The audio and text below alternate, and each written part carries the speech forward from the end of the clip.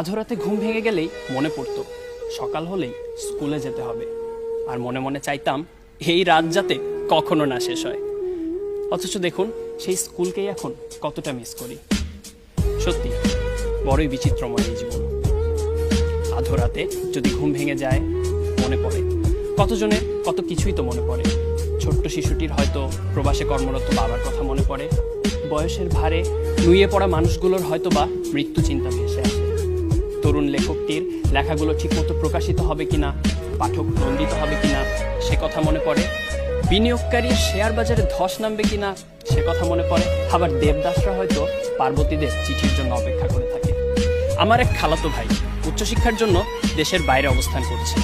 ওকে যখন জিজ্ঞেস করলাম, আচ্ছা আধরাতে যদি ঘুম ভেঙে যায় তখন তোমার কি মনে পড়ে, সে আমাকে বলেছিল, আমার তো দেশের কথা খুব মনে পড়ে রে।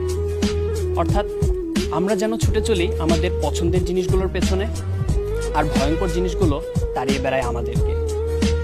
তবে মাঝে মাঝে সত্যি খুব চিন্তা হয়।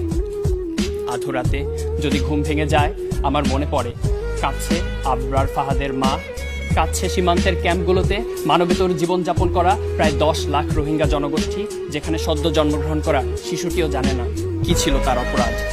মনে পড়ে প্রায় 1 দশক ধরে কাছে সিরিয়ানরা, ওদিকে হৃদয়ের রক্তক্ষরণ যেন থামছেই না ফিলিস্তিনের অধিবাসীদের।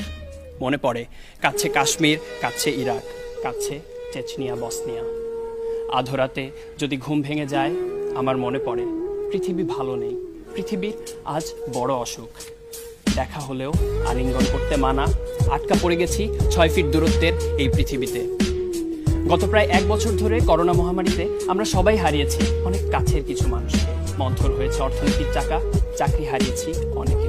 এই দুর্যোগের মুহূর্তেও পরিবারের মুখে দুবেলা ভাত জোটাতে যারা বেরিয়ে পড়েন কর্মস্থলে, তাদের প্রতি আমার বিনম্র শ্রদ্ধা। আধরাতে ঘুম ভেঙে গেলে কখনো আবার আমি যেন বাংলা মায়ের হাহাকার শুনতে পাই। অজ্ঞতা, মাদকাসক্তি আমাদের প্রতিনিয়ত গ্রাস করে রাখে। জাতির পিতা বঙ্গবন্ধু শেখ মুজিবুর রহমান যে সোনার বাংলার স্বপ্ন দেখেছিলেন, সেই স্বপ্নকে আমরা কতটুকু বুকে ধারণ করতে পেরেছি, সেই লক্ষ্য বাস্তবায়নে আমরা কতটুকুই বা কাজ করতে পেরেছি। আধরাতে যদি ঘুম ভেঙে যায় আমার মনে পড়ে যেই ভূখণ্ড, যেই দেশের মাটির উপর আমি ঘুমিয়ে আছি, সেই দেশটা তো এমনি এমনি আসেনি। অনেক ত্যাগ, তিতিক্ষা আর রক্ত দিয়ে কিনতে হয়েছিল এই দেশটাকে। শহীদের রক্তের সেই ঋণ শোধ করতে হলে আমাদের সবাইকে এক হয়ে কাজ করতে হবে। জাতির পিতার জন্মশতবার্ষিকীতে এই হোক প্রতিটি বাঙালির অঙ্গীকার। আমরা এসেছি অনেক দূর, তবে যেতে হবে আরো অনেক অনেক দূর।